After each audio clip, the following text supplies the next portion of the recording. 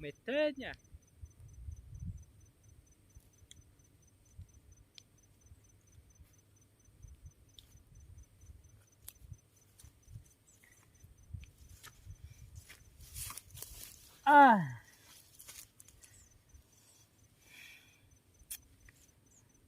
Mệt quá, chắc phải nằm nghỉ tí thôi.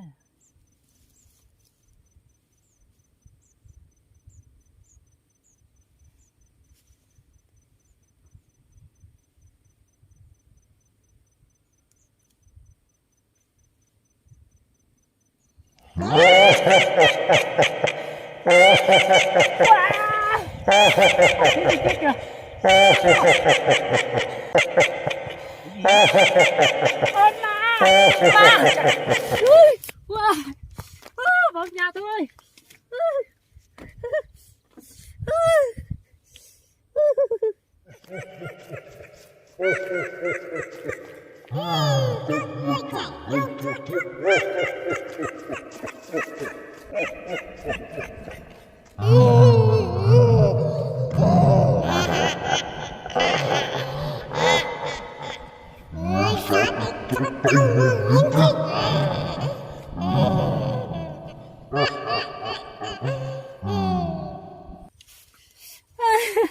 Xin tha. Vâng, xin tha. Dạ.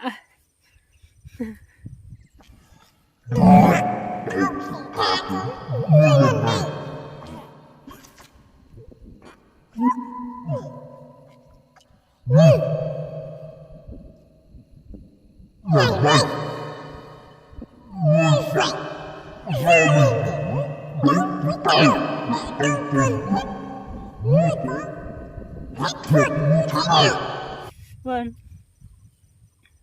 Vậy mai gặp nhau ở trên đỉnh núi nhá.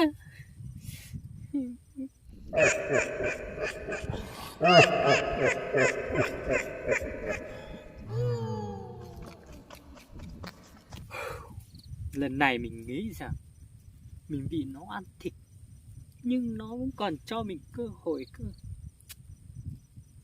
Lần này thì mình được thể hiện rồi, vũ khí gia truyền của mình rồi. Bố mình đã trị cho mình, lần này mình phải thể hiện.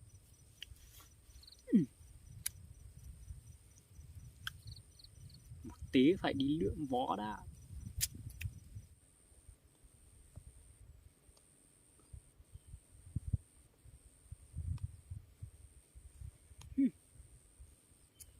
Hôm nay mình sẽ luyện võ thật giỏi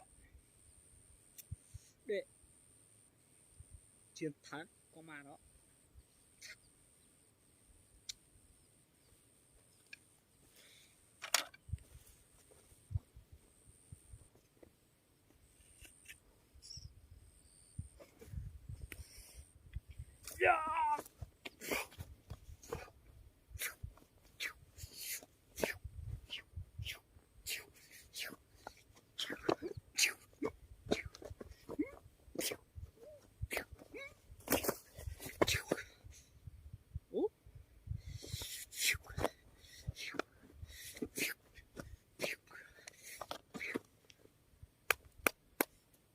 Luyện thế này thôi, phi đâu thế này là tốt rồi.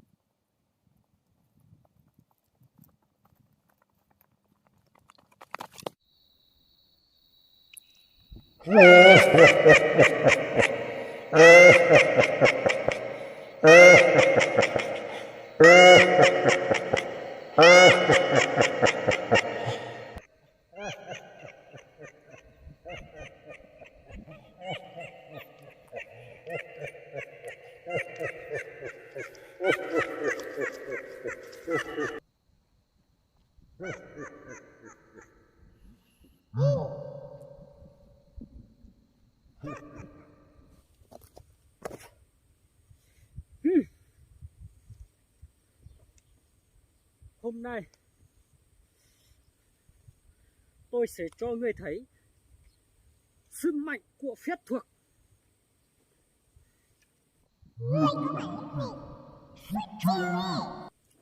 Tiếp chiêu đi.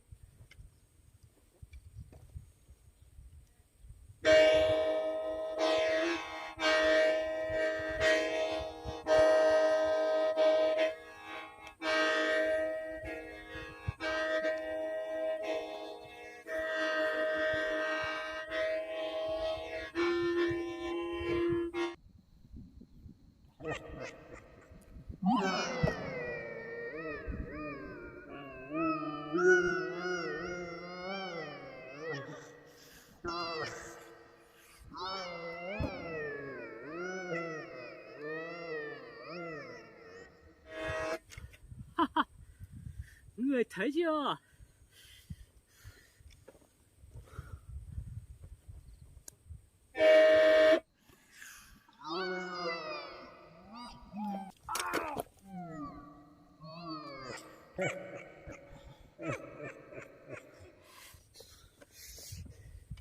Người